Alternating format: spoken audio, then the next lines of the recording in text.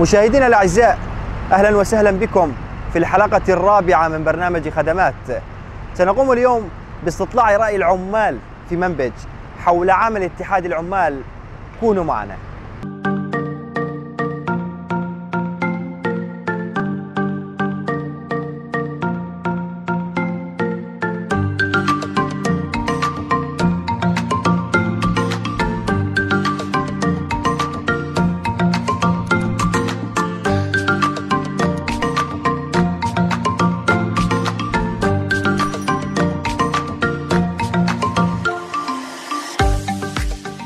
السلام عليكم. عليكم السلام ورحمة الله وبركاته. شو رأيك أنت باتحاد العمال وبعمله بمدينة منبج؟ والله إن شاء الله عملهم يعني مثل ما أقول اللي ضمن نطاقه والله ممتاز، يعني كويس، يعني هم أي طلبات اللي مطلوبة منهم نقدر يعني ينفذوها بأي كل صدر رحب، يعني ما عندهم أي مشكلة يعني بالأمور هاي. أنت كعامل إيش تطلب من اتحاد العمال؟ والله أطلب من اتحاد العمال غير إنه مثلا دفتر الصحة بس، مشان إنه العائلات عندنا مثلا بالأمراض ولا وضع تعرفون شلون، يعني أكثر من إيش ما نطلب منه. يعني دوم 12 ساعة دوم الليل ودوم النهار 12 ساعة واحد، لا حوافز لا طبيعة عمل، منا شيء، حقنا ميت خالص. أنت شو تطالبهم؟ أطالبهم نريد حقنا، نريد حوافزنا، نريد أضابينا، نريد طبيعة عملنا. هذا اللي أطالب منه الاتحاد العمالي. كاتحاد عمال يعني الوضع الحمد لله كويس، وكإدارة يعني ما هم مقصرين الجماعة معنا، يعني والحمد لله الوضع تمام جيد، يعني جيد جدا. أنت شو تطالب اتحاد العمال كونك عامل؟ يعني أطالب اتحاد العمال، احنا ما عندنا أي مطالبة يعني بالنسبة للأشياء، لأنه الوضع الحمد لله كويس، حتى يعني مشان الهواء يسجلون، تعرف أنت البطاقات هي مشان إنه تأمين الصحة وكذا من العدش هذا يا أستاذ. الاتحاد العمال جيد بس ما منا متطلبات العمال، يعني شنو المتطلبات؟ مثل تأمين صحي، تأمين اجتماعي، إيه. غيره بس أكثر، ويقللوا لنا من خصم ال 500، يعني ال 500 يعني إذا ياخذوا منا 500 ليرة على الفاضي، ما تعني نستفيد شيء على الخالص. يعني كوضعك يعني ما يسمح، يعني ما يسمح للشيء هذا، انه ياخذون 500 وتعني ما نستفيد شيء على الخالص، لا تامين صحي ولا تامين اجتماعي ولا اي متطلبات.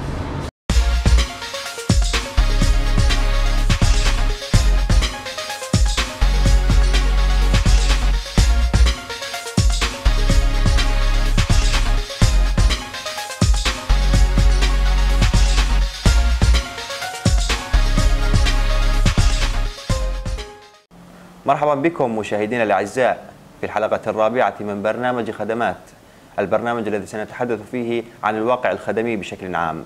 وحلقتنا لهذا اليوم هي للحديث عن قطاع خدمي هام ألا وهو اتحاد العمال. وللحديث أكثر عن هذا الموضوع دعونا نرحب نحن وإياكم بالإداري في اتحاد العمال الأستاذ محمود عثمان. أهلا وسهلا بك أستاذ. الله يسلمك وشكرا على الاستضافة وأهلا وسهلا بكم. أستاذ محمود، قبل البدء بالحلقة دعنا نشاهد نحن وإياك التقرير الذي أعددناه سابقا.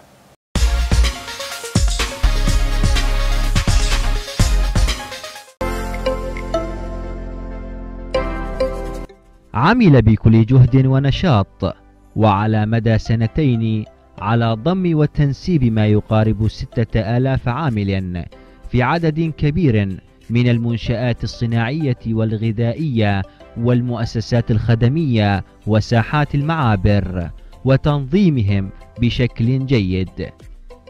اتحاد العمال في منبج يعد قطاعا خدميا هام، والذي يعد هو الاتحاد الراعي لشؤون العمال في مدينة منبج وتأمين حقوقهم واحتياجاتهم.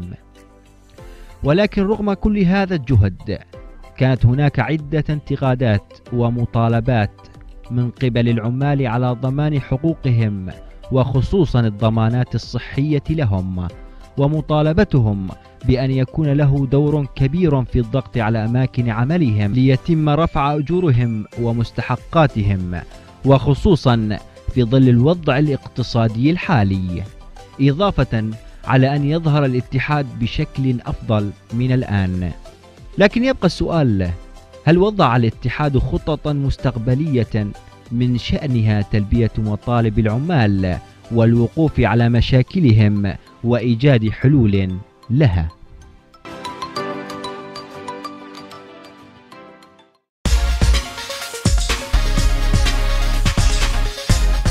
أستاذ محمود، في بداية حلقتنا هل من الممكن أن تتحدث لنا عن تأسيس اتحاد العمال في منبج وعن الوضع التنظيمي الخاص به؟ أهلا وسهلا بكم وشكرا على الاستضافة مرة ثانية. طبعا اتحاد العمال تم تأسيسه في 30/8/2019 بإمكانات محدودة، وتم انتخاب اتحاد العمال من قبل العمال الموجودين في مدينة منبج وريفها. تم انتخاب 3 أعضاء مبدئيا، ولاحقا تم تعيين رئاسة مشتركة في الاتحاد، وتعيين ديوان وأرشيف ومحاسبة للاتحاد.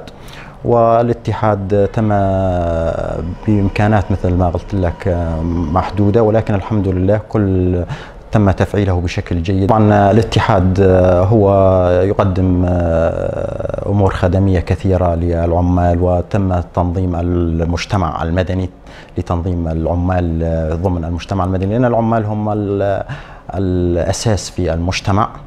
طبعا هناك عندنا أعداد هائلة من العمال تم تنسيبهم إلى اتحاد العمال، والعمال الحمد لله أمورهم على ما يرام، وكل عامل يحصل على حقوقه حسب الإمكانات المتوفرة لدى الاتحاد. طبعا الاتحاد واجه صعوبات كثيرة في مراحل تأسيسه، لأن الاتحاد هو يتم تعامله مع جميع مؤسسات الإدارة الذاتية في مدينة منبج وريفها. طبعا لأنه له تواصل كثير مع إدارات منبج من ناحية المعابر، واتصاله مع عدة إدارات وعدة مؤسسات مثل الجمارك، الأسايش ضمن المعابر، واتصاله مع بقية الإدارات كبلدية الشعب في منبج، وطبعا الريف، بلديات الريف. لدينا تواصل أيضا مع إدارة الأفران العامة في منبج وريفها. لدينا الاتصال مع مديرية التربية لتنسيب عمال التربية من حرس ليلي ومستخدمين، والحمد لله تم تفعيله بشكل جيد، والآن أموره على ما يرام، وإن شاء الله نحو التطوير. هناك طبعا مثل ما قلت لك في صعوبات تواجه الاتحاد. هناك بعض من ناحية العمال ومن ناحية باقي الإدارات أنه غير بالبداية كانوا غير متقبلين لفكرة الاتحاد. بعد ما تم تأسيس الاتحاد وشرح مفهوم الاتحاد للعمال وبقية الإدارات هو تنظيم العمال ضمن المجتمع المدني، لأن العمال هم الطبقة الأهم في المجتمع. أستاذ محمود، هل أطلعتنا على عدد العمال المنتسبين بشكل تقريبي، كيف هي إجراءات تنسيبهم؟ العمال الموجودين حاليا المنتسبين إلى اتحاد العمال بما يقارب 5500 عامل، موزعين على المعابر ال3: معبر أم جلود، معبر العون، معبر أبو كهف، وبقية المؤسسات الإدارة. ولدينا عمال ضمن المنشآت الصناعية الخاصة. طبعا الأعداد في عندنا أكبر شريحة من العمال موجودة ضمن المعابر بما يقارب 2750 عامل في المعابر ال3. طبعا أكبر معبر هو معبر أم جلود، يوجد لدينا 2016 عامل بما يقارب، مقسمين إلى مجموعات، كل مجموعة تضم 12 عامل، وكل ورشة لديها رئيس جروب منتخب من قبل العمال للإشراف على أمور الجروب أو المجموعة التي تعمل ضمن المعبر. طبعا عندنا 164 مجموعة في ساحة أم جلود مقسمين إلى مجموعتين أو فوجين، يعمل يوم ويوقف يوم، يفتح مجال لغيره بيوم. طبعا يوجد لدينا مجموعتين في العمل في المعابر من أجل استيعاب أكبر عدد ممكن من العمال. طبعا أم جلود عندنا 84 مجموعة تعمل كل يوم مجموعة بما يقدر 1016 عامل بشكل يومي في معبر أم جلود. طبعا عندنا معبر العون أيضا يوجد لدينا 34 مجموعة مقسمين إلى مجموعتين، 17 مجموعة ب 17 مجموعة أيضا. لدينا معبر أبو كهف 24 مجموعة تعمل بشكل يومي، ولكن هو ضعف العمل بمعبر أبو كهف لأنه توقف عن العمل بما يقارب شيء 7 أشهر عن العمل، والحمد لله الآن يعمل بشكل طبيعي والأمور جيدة الحمد لله.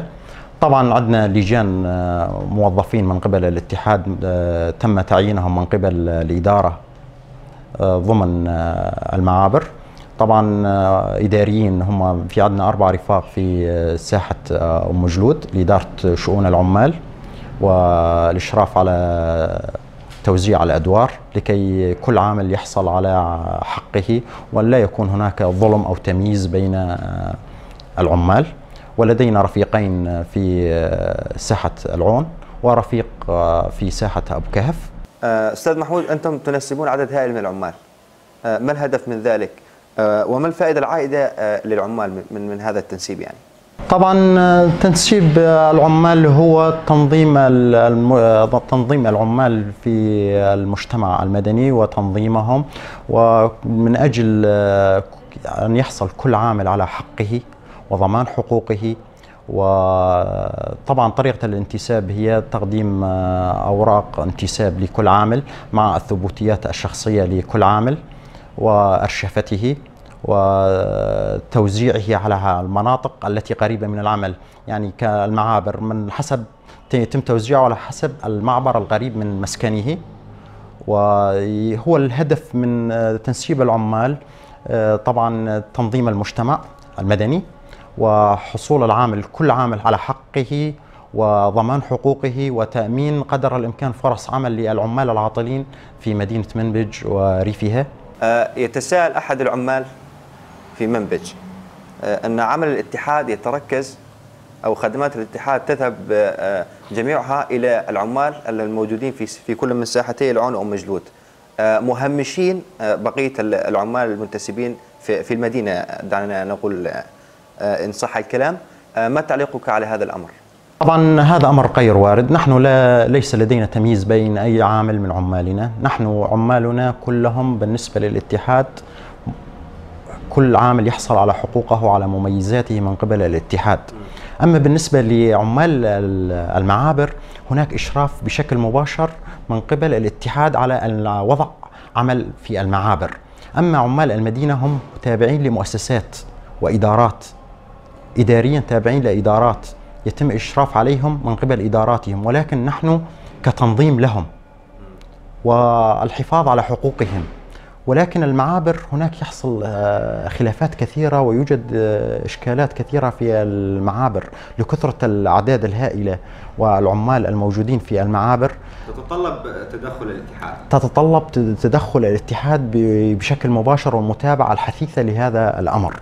أستاذ محمود، فعليا هل قام الاتحاد بمساعدة عدد من العمال الذين تضرروا، وإن كان هناك مساعدات مقدمة هل ذكرت لنا بعضا منها؟ طبعا أستاذ، احنا قدمنا الكثير من المساعدات للعمال. كانت في البداية كانت إمكانات ضعيفة، ولكن الوضع الآن الحمد لله اختلف بما أنه الأمور الاتحاد تم تفعيله بشكل جيد.